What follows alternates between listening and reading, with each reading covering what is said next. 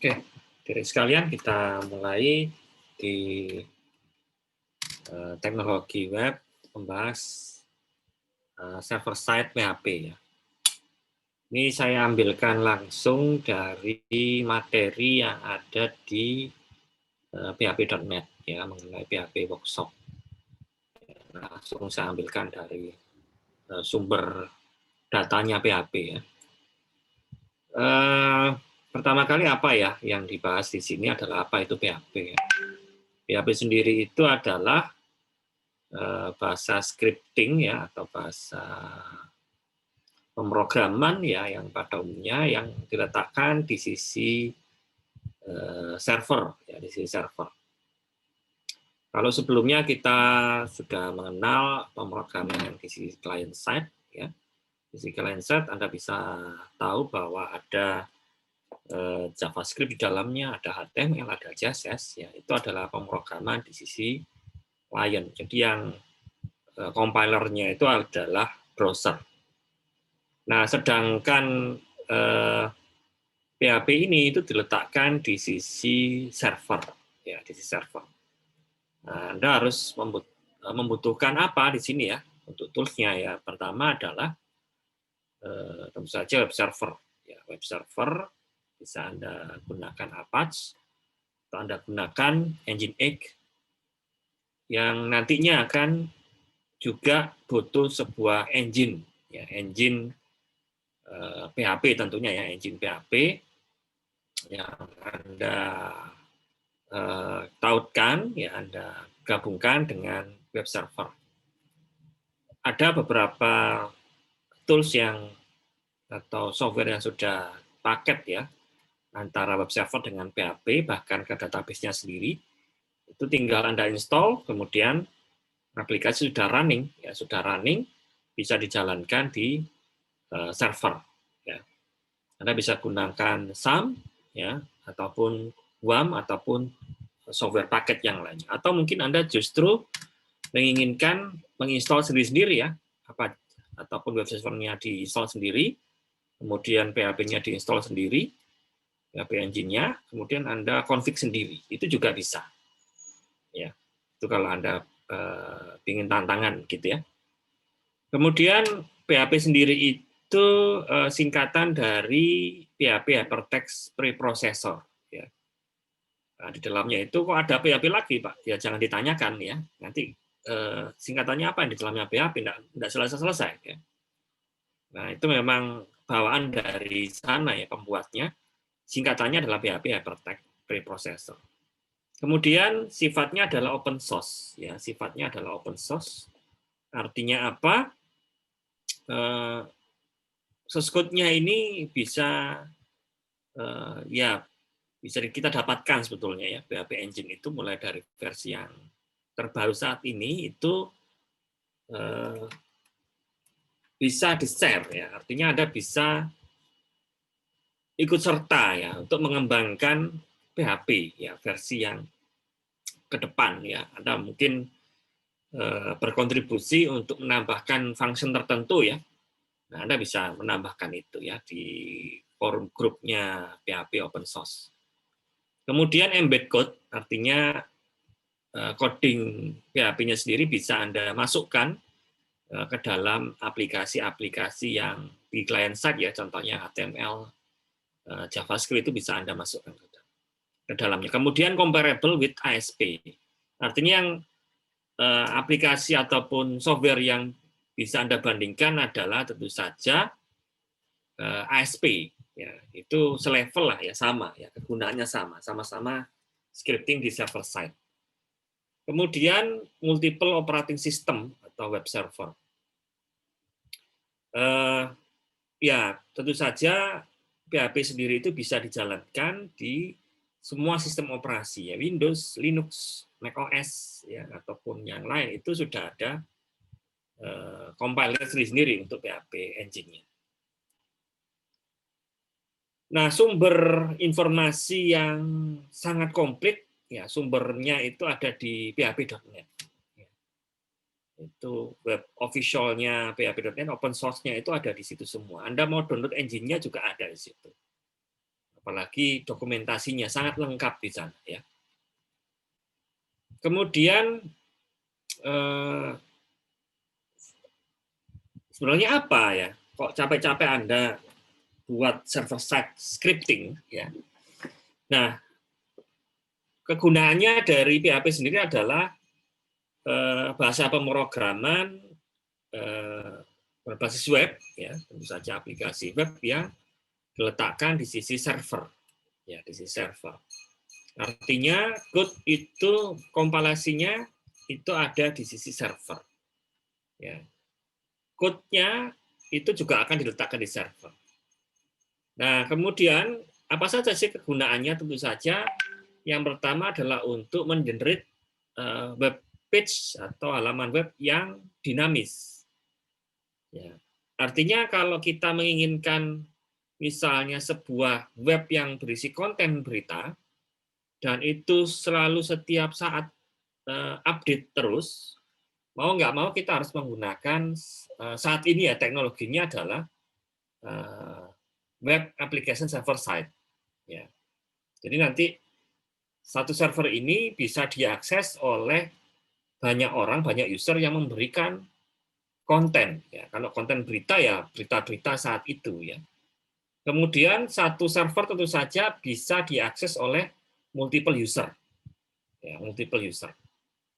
Nah, tentu saja di situ butuh tempat penyimpanan yaitu file ataupun database. Makanya di situ dimasukkan database interaction ya. Di saat ini teknologi saat ini yang client side itu belum memungkinkan ya, belum memungkinkan untuk mengakses ke database tunggal ya di server side itu belum memungkinkan. Tapi tidak tahu suatu saat ke depan mungkin bisa jadi ya. Tapi teknologi saat ini itu masih belum memungkinkan pemrograman client side mengakses ke database, hanya pemrograman sisi server side. Kemudian kalau Anda ingin melakukan pre-processing ya, atau processing atau mengolah data dari hasil entryan user ya, itu bisa Anda gunakan ini ya, server side ini atau PHP ini. Kemudian berkaitan dengan pengiriman email, tadi saya infokan penyimpanan data dengan menggunakan file, kemudian text processing, ya pengolahan teks, kemudian network interaction ya bekerja dengan jaringan, dan lain sebagainya, maka Anda bisa menggunakan PHP, ya, server side PHP. Tapi Anda juga bisa menggunakan ASP juga, sama fungsinya. Fungsinya sama, tapi beda bahasa pemrograman. Kalau dibandingkan yang mana yang paling jago, ya itu relatif ya. Kalau Anda sukanya bahasa pemrograman C, ya yang mendekati bahasa C ya, dan biasanya bahasa middle end itu kan biasanya powerful ya, cepat gitu ya, ringan. Pilihannya adalah PHP. Kalau ASP mungkin Anda harus belajar bahasa basic yang mungkin Anda belum tahu ya, kemudian dia harus jalan di Windows ya, tidak bisa jalan di yang lain. Tapi mungkin dengan teknologi sekarang ini masih memungkinkan ya ASP dijalankan di Linux atau yang lain masih memungkinkan ya. Tetapi kalau kita bandingkan secara produknya antar produknya ya kita lebih baik memikirkan mana kesukaan kita karena keduanya populer ya, keduanya populer. Kemudian secara scripting ya akan saya nggak terlalu banyak saya berikan ke Anda. Saya yakin Anda juga sudah belajar di mata kuliah yang lain yang membahas masalah pemrograman web dengan PHP. Saya sedikit mempersingkat saja nanti karena tujuan kita adalah aplikasi ya, aplikasi yang menggunakan PHP ya, kita akan mengarah ke situ. Nah, ini kita lihat dulu brief dasarnya ya, brief dasar dari aplikasi dengan menggunakan PHP ya. Tentu saja kita belajar sedikit mengenai scripting PHP ya. Nah, scripting PHP sendiri itu diawali dengan tag PHP ya. PHP dengan tag tanda tanya ya. Itu ya, bisa pakai PHP ataupun tidak sesuai dengan settingan ya. dengan settingan php.ini-nya. Lalu setiap baris data di PHP diakhiri dengan tanda semikolon atau titik koma. Oke, kita lanjut. Contoh dari menuliskan pesan, ya, mengeluarkan output tulisan hello world dengan menggunakan PHP, cukup Anda ketikkan perintah echo. Ya, echo, kemudian Anda bisa memberikan tag-tag HTML di dalamnya, ya, seperti itu hello words, ya, dengan tag paragraf, maka akan muncul tulisan hello words, ya, di layar web browser Anda. Kemudian preparing the code with PHP, ya. Jadi yang pertama Anda bisa lihat topik mengenai literal. Nah, literal sendiri itu berkaitan dengan variabel, ya, variabel ataupun assignment atau value dari sebuah variabel. Semua string, ya, atau variabel string itu bisa dipakai tanda petik tunggal ataupun petik ganda, ya. Contohnya di situ ada hello or hello gitu, ya. Ada yang petik tunggal, ada yang petik ganda seperti itu. Kemudian kalau numerik atau number itu tidak pakai petik tunggal atau petik ganda, ya, langsung dia dituliskan saja. Lalu nilai boolean true atau false, Anda bisa sebutkan nilai 1 atau 0 atau true atau false, gitu aja, ya.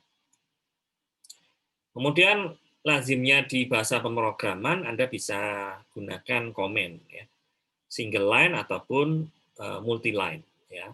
Single line dengan backslash, kalau multi line slash bintang dan diakhiri dengan bintang slash, ya. Contohnya ini, ya, komen. Saya lanjut saja.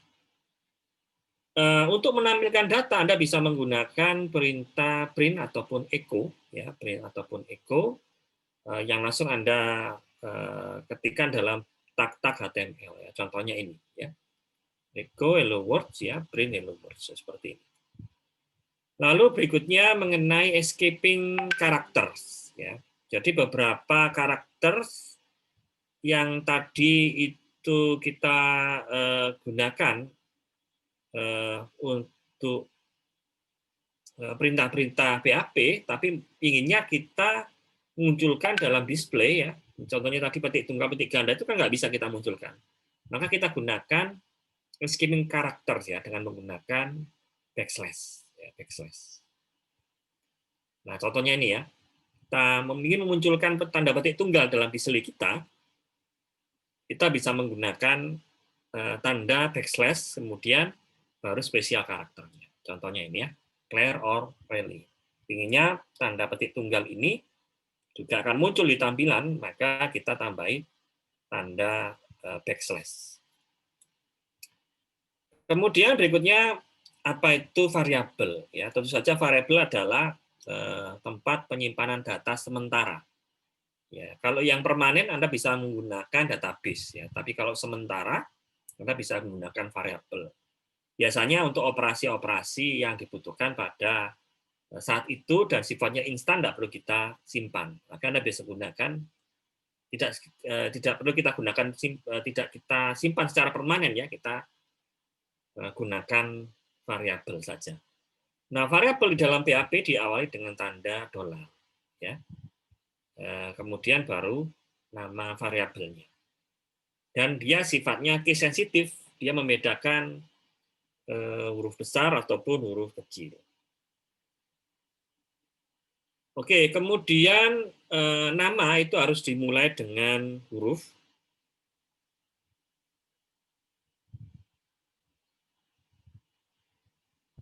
Kemudian baru diikuti dengan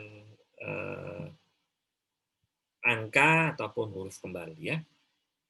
Dan bisa diikuti dengan tanda underscore. Contohnya ini, ya. Ada $name, ada $x, ya, kemudian di echo. Berikutnya ada variabel konstan atau konstanta. Ini adalah variabel yang tidak bisa diubah nilainya, ya. Dan ini akan kita gunakan dalam program-program di bawahnya ya. Anda bisa gunakan konstan. By convention atau menurut kesepakatan ya, constant names are usually uppercase. Jadi biasanya diwujudkan dalam huruf besar ya, dalam huruf besar. Contohnya ini ya, define, kemudian variabel constant name kita isi dengan nama Bill. Nantinya name ini bisa kita langsung keluarkan tanpa, atau kita print ya, tanpa tanda dolar ya, tanpa variabel dolar ya. Contohnya itu.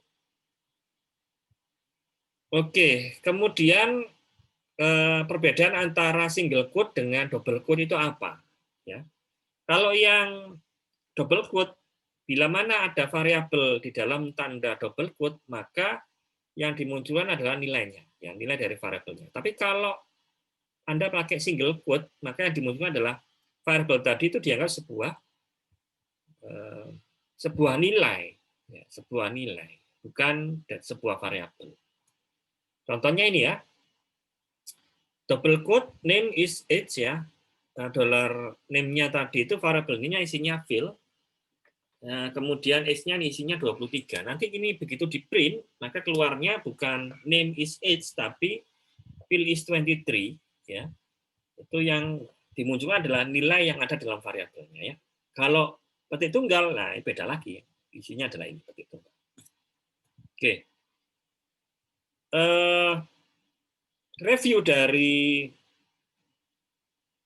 presentasi ini adalah kita sudah mengenal beberapa istilah di dalam PHP ya, mulai dari escaping HTML, comments, basic syntax, variabel, dan konstanta. Oke, adik-adik sekalian, kita akan menuju ke slide berikutnya. Oke, adik-adik sekalian, kita lanjut ke slide yang kedua, yaitu mengenai variabel tadi sudah, berikutnya mengenai expression dan operator ya. Ini masih basic ya, masih basic. Kemungkinan minggu depan kita akan belajar mengenai aplikasi-aplikasi PHP yang sudah ada ya. Ini masih basic, pengantar saja, nanti yang di minggu depan kita sudah mulai masuk ke aplikasi-aplikasi web yang menggunakan PHP. Oke, berikutnya adalah mengenai expression dan operator ya, expression dan operator. Di sini diinfokan lagi bahwa kita tahu bahwa untuk tag PHP sendiri menggunakan tag tanda tanya ya, tanda tanya PHP ataupun tidak ya. Kemudian akhir dari sebuah statement itu di PHP ada tanda titik koma ya di akhir line-nya atau di akhir barisnya. Kemudian juga kita sudah belajar variabel, yang mana variabel itu kalau di PHP ya, itu tanpa adanya deklarasi ya. Langsung Anda sebutkan saja nama variabelnya, kemudian Anda isi apa, gitu ya. Entah itu string ataupun numerik. Beda dengan yang bahasa pemrograman yang lain ya, yang kompleks ya, itu harus ada deklarasi variabel ya.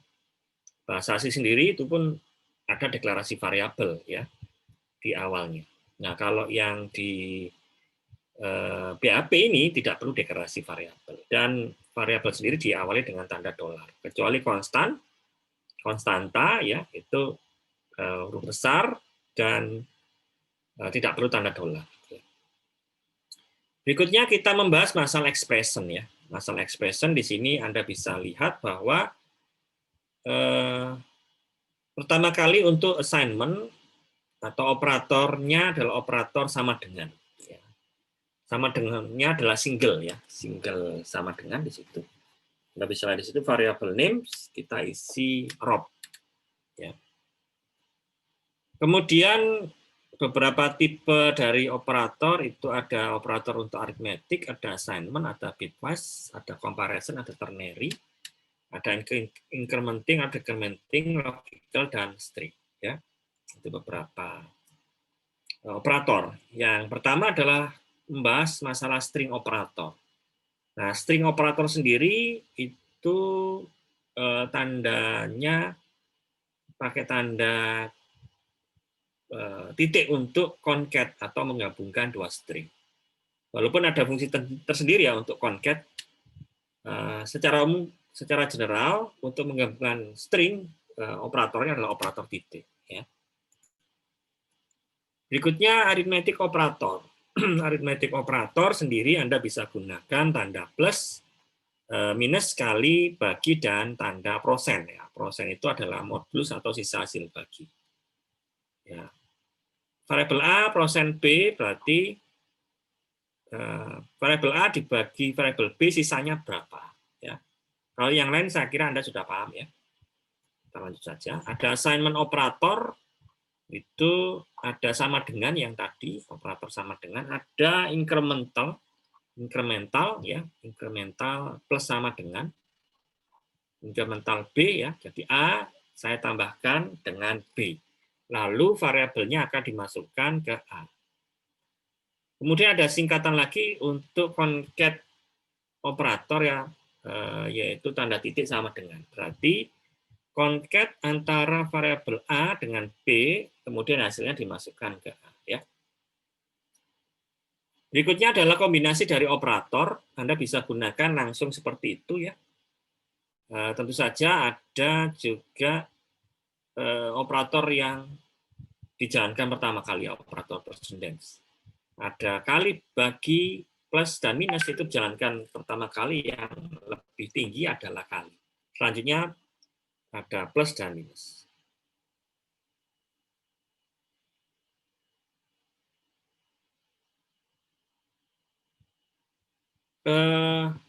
Kemudian kita bisa menggunakan tanda bracket ya. Bracket itu artinya kita menjalankan atau dijalankan tersendiri ya, baru digabungkan dengan operator yang lain ya. Kalau misalnya penjumlahan dijumlahkan dulu, baru nanti dibagi, maka kita gunakan bracket tadi itu.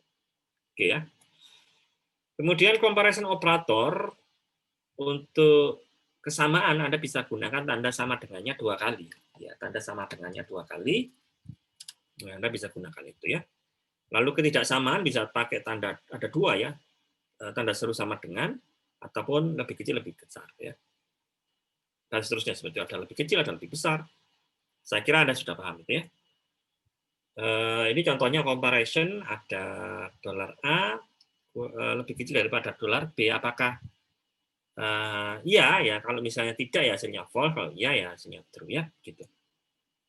Kemudian ada incrementing dan decrementing ya.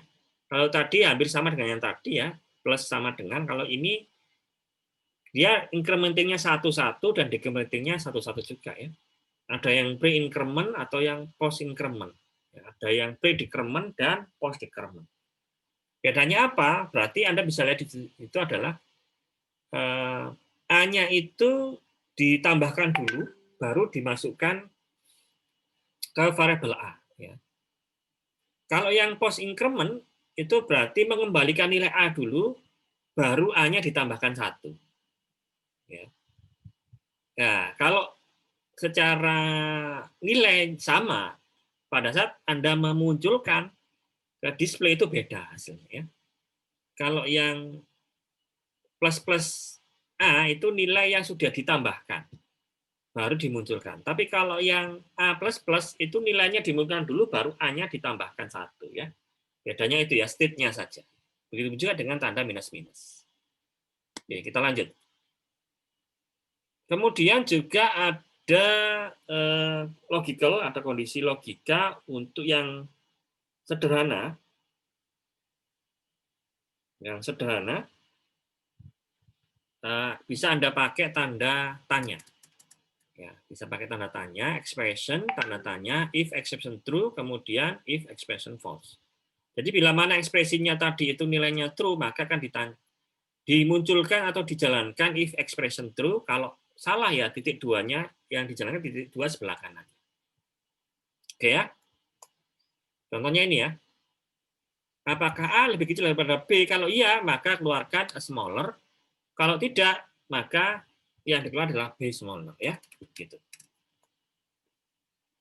Oke, kemudian group of variable. So far we have store one piece of data in each variable.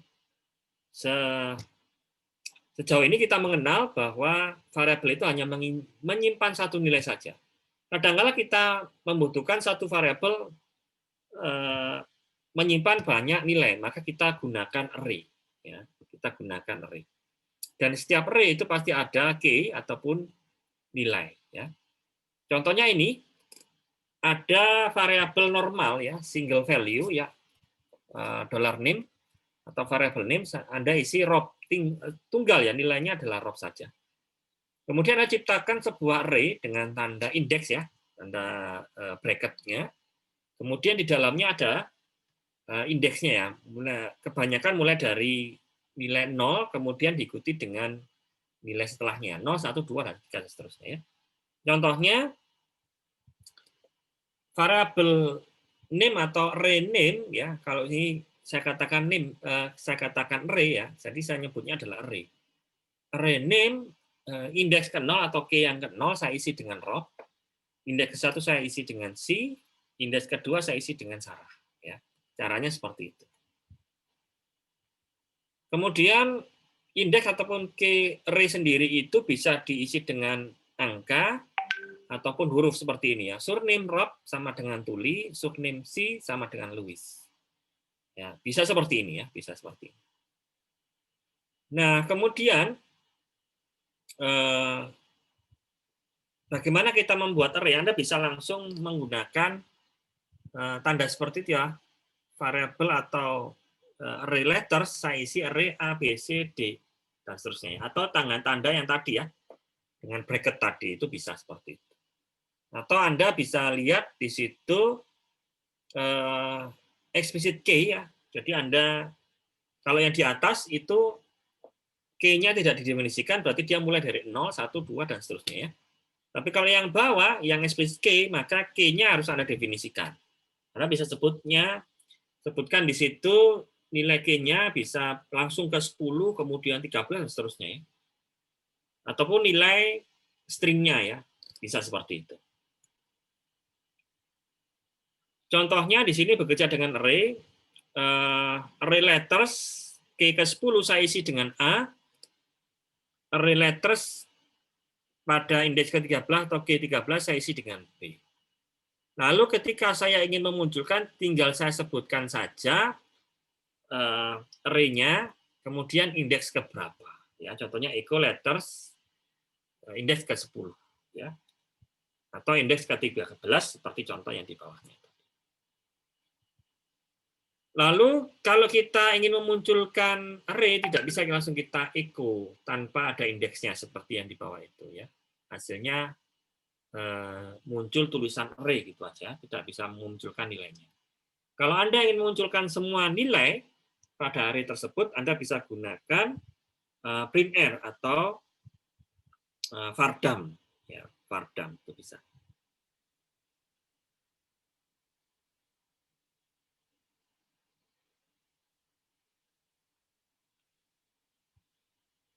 Oke, berikutnya lalu ya kita mengetahui bahwa yang pertama store things in name variable, kemudian use expression to operate on the content of this variable. Yang ketiga can compare variable. Ya. Jadi dengan variabel ya kita bisa menyimpan data, tapi secara sementara. Kemudian kita bisa menggunakan expression untuk mengoperasikan konten dari sebuah variabel tersebut ya. Oke, dan juga kita bisa mengcompare sebuah variabel. Berikutnya kita akan membahas mengenai control structure. Ya, control structure itu ada if, else if, else, kemudian while, do while, ada for each, kemudian switch, ada breaks, continue, dan return, serta require, include, recur once, dan includes once. Ya. Yang pertama adalah mengenai if. Ya, mengenai if, ini berarti pembandingan satu tingkat saja. Ya. Bila mana sudah sesuai, ya dia akan menjalankan script di bawahnya if. Ya. Contohnya di situ if comparison expression, bila mana dia bernilai true maka ekspresinya bekerja. Oke. Contohnya ini ya, ada variabel A saya isi 10, variabel B saya isi 13. Jika A lebih kecil daripada B, ya, echo is A is smaller than B. Bila mana A itu memang lebih kecil daripada B, maka munculkan A is smaller than B. Oke, berikutnya adalah extending if statement. Ya. Jadi ada if dua tingkat. Ya. Anda bisa menggunakan if else. Anda bisa menggunakan if else. If yang pertama adalah pembandingan pertama. Kalau tidak benar, dia akan pasti menuju ke else. Ya. Dua kondisi saja. Kalau nggak benar, dia akan pasti menuju ke else. Ya. Ini mudah ya. Kemudian if bertingkat lebih dari 2. Anda bisa menggunakan else if. Bila mana comparison satunya benda true, maka jalankan ekspresi yang pertama. Kalau enggak, dia akan mengecek ke comparison kedua. Kalau masih salah lagi, dia pasti akan ke else. Ya. Nah, else-nya sendiri itu tidak terbatas ya, tidak harus satu di situ ya, bisa Anda buat 2, 3 dan seterusnya. Contohnya ini ya, an example A sama dengan 10, B sama dengan 13. A lebih kecil daripada B, ya berarti apakah A lebih kecil daripada B? Kalau iya ya, dia akan mengeluarkan A is smaller than B. Dan seterusnya ya. Tentunya Anda sudah paham. Berikutnya adalah bekerja dengan looping. Ya, bekerja dengan looping. Jadi Anda menginginkan sebuah program itu dijalankan beberapa kali, Anda pasti menggunakan looping ya. Yang pertama adalah while loops ya. While loops. Looping sendiri itu kondisinya pertama startnya dia mulai berapa ya, kemudian pasti harus ada kondisional dia loopingnya sampai kapan. Ya, loopingnya sampai kapan dia harus dikondisionalkan. Makanya di situ ada while comparison. Ya, dia akan looping sampai kapan? Ya, itu harus Anda definisikan. Oke, contohnya di sini let's count to 10 ya, display 1 2 3 4 5 sampai 10 ya. Daripada Anda nulis 1 2 3 sampai seterusnya, kalau 10 sih enteng. Kalau misalnya 1000 ya, itu kan berarti Anda harus menuliskan banyak code ya, banyak code. Oke, jadi contohnya ketika Anda menghitung 1 sampai 10 ya, Anda munculkan, Anda bisa menggunakan looping while ya.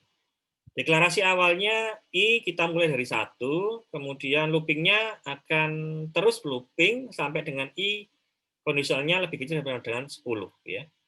Lalu kita harus memastikan bahwa I-nya itu harus di atas 10, kalau tidak dia akan looping terus. Ya. Makanya di situ ada echo I++, kita tambahkan satu demi satu terus. Ya. Gitu. Oke, kemudian do while. Kalau do while sendiri, comparison-nya ada di bawahnya ya. Jadi sempat satu kali do while sendiri atau looping-nya satu kali sempat dijalankan. Nah, selebihnya itu ya, comparison-nya di terakhir itu akan dijalankan atau di comparison. Kalau dia bernilai true, maka looping terus. Dia akan keluar kalau bernilai salah ya, atau I lebih besar daripada 10 ya. Oke, kemudian yang paling mudah yang bisa kita gunakan adalah menggunakan for loop. Dia ada expression 1, expression 2, expression 3. Expression 1 adalah nilai default pertamanya, kemudian expression 2 itu kapan dia berhenti, kemudian expression 3 itu dia akan looping terus-terusan sampai kapan. Ya, tuh. Sebagai contoh seperti itu ya, ada inisiasi I sama dengan 1, kemudian dia akan continue looping sampai dengan 10 ya, dan penambahan I-nya itu 1 demi 1 ya, I++ seperti itu. Kemudian di echo saja ya. Ini yang paling mudah ya. Kemudian ada looping dengan menggunakan for each loop ya, for each loop. Nah ini kalau array maka loopingnya untuk memecah array ya, Anda ingin memunculkan nilai dari masing-masing value array-nya, Anda bisa menggunakan for each loop ya. Contohnya sepertinya for each variable array-nya, kemudian as value kita masukkan ke dalam variable tunggal value, kemudian kita echo saja ya, seperti itu. Kemudian ada for each dengan K ya, berarti kita juga bisa munculkan nilai K-nya atau indeksnya, kemudian kita pisahkan dengan nilainya ya. K, kemudian panah ke value ya, seperti itu. Lalu if sendiri Anda bisa menggunakan switch statement ya, switch statement. Artinya ada cara yang lain selain if tadi, kita bisa menggunakan switch. Nah, di dalam switch ada case ya. Jadi switch expression-nya apa yang dibandingkan, kemudian nilai yang ingin kita lihat. Ya, kemudian di dalam statement-nya sendiri ada break. Kalau nggak ada break, dia akan melanjutkan ke case berikutnya. Break itu akan keluar dari switch case. Kalau nggak ada break masih tetap jalan, ya, dia akan ngecek ke case yang selanjutnya. Ya. Kalau if tadi kan kalau sudah selesai dia akan keluar ya. Kalau if tadi kan selesai sudah keluar. Tapi kalau ini enggak, selama ada break dia akan keluar. Kalau nggak ada break dia akan lanjut ke case berikutnya. Ini contohnya ya. Switch variable name isinya bila Rob, maka munculkan echo your name is Rob.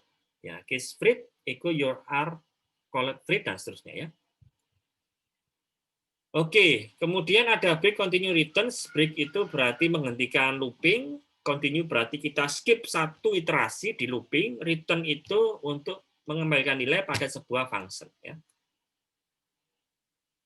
Oke, lanjut saja. Indentation itu kayak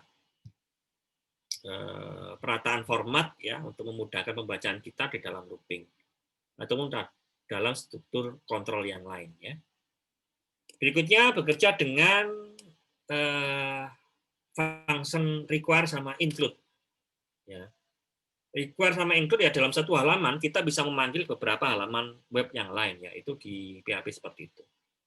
Jadi katakanlah dalam sebuah halaman web kita menginginkan sebelum masuk ke halaman ini kita harus masuk ke halaman login dulu. Di tiap-tiap halaman biasanya kita pasangi halaman login ya, halaman login. Nah, biasanya login itu kita masukkan include saja di dalam tiap-tiap halaman ya, seperti itu. Kemudian code reuse. Jadi seringkali Anda menginginkan satu kali code kemudian bisa digunakan beberapa kali pada program yang lain. Maka kita bisa menggunakan function ya. Kita bisa gunakan function ataupun include tadi yang bisa kita pakai kembali pada program-program yang lain ya. Oke. Contohnya function itu echo, itu adalah sebuah function bawaannya si PHP.